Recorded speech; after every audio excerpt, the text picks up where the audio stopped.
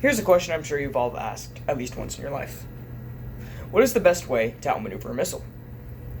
Some would say using flares or chaff, which are superheated bits of material used to confuse a missile's tracking system. Some would say using stealth technology, which don't allow airplanes to even show up on the radar at all, therefore not letting missiles be fired at them. And others would say, I watched Top Gun, why can't we just outmaneuver the missile, dip and dive in your little aircraft, Tom Cruise style, and hope it loses your path? Well, you see, in the 1960s, in the middle of the Cold War, a lot of this technology was either too primitive or completely unavailable. And the US government got to work thinking, how could we outrun a missile? Wait, outrun? That's a great idea. So they decided to use the immortal words of American icon and cultural role model, Maurice Wilmoth Sonic the Hedgehog, when he said, gotta go fast. So, who did they task to create an airplane to outrun a missile? Well, of course, it's our favorite group of crackheads, Lockheed Martin. Who is Lockheed Martin? Well, Lockheed Martin is a company that creates a bunch of products that make guys say, hell yeah. For example, lasers, satellites, helicopters, airplanes, missiles, and airplanes with missiles. So, once they got the contract, they disappeared into their little cave called Skunk Works, which is a little factory in California, which is the mecca of airplane design.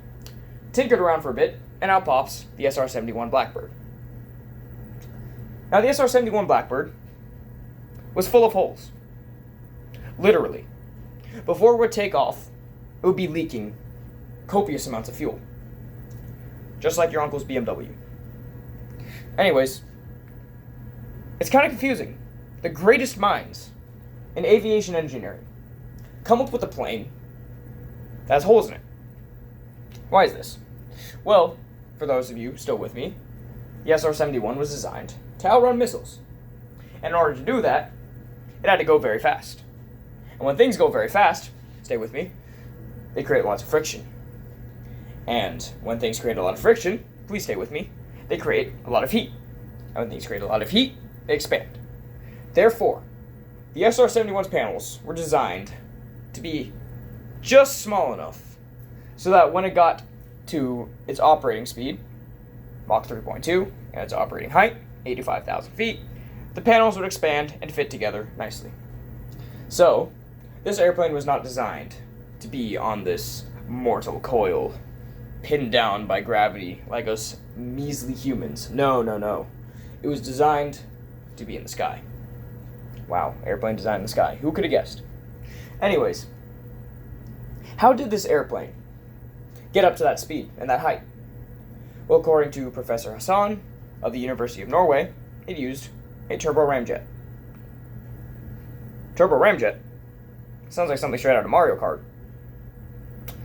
Well, you wouldn't be too far off, except you kind of are. You see, the way a turbo ramjet works is it is a turbo engine and a ramjet engine smashed into one. Mind blown, I know. So, that still doesn't answer the question. What is a ramjet? Well, you see, a ramjet is an engine with no moving parts. The reason it has no moving parts is because it operates off of sound waves. Or at least, supersonic shock waves. You see, a ramjet only works at supersonic speeds. Therefore, the need of a turbo, which is just a normal jet engine. A normal jet engine would get the airplane up to speed, and then the ramjet would kick in. It would take all the supersonic air, force it down through a cone to be even tighter, and if you remember, all that compression creates a lot of friction, creates a lot of heat, and all you need to do is add a little bit of hydrogen and a little bit of fuel, and it would go boom, creating an engine effect. Now you see, I read a lot about this airplane. In fact, I dug up some old NASA articles, legally, by the way. And to simplify it all down into a few words, the faster you are, the faster you go with a ramjet.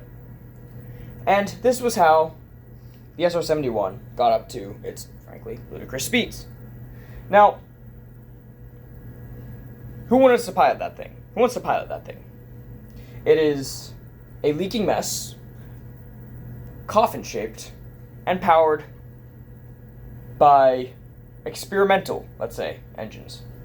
Well, the guy who was crazy enough to do it was a man named Bob Gilliland. Bob Gilliland was a World War II fighter pilot, and he had this affinity for airplanes, which led to him being insane enough to become a Cold War test pilot. Now,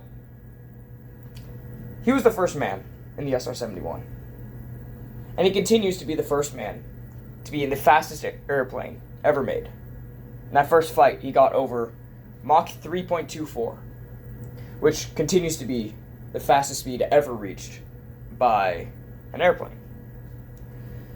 So, that's a little bit of the history of the SR-71, and how it became the fastest airplane ever made, flew missions where it outran missiles and the Soviets, and eventually became a cultural icon in itself.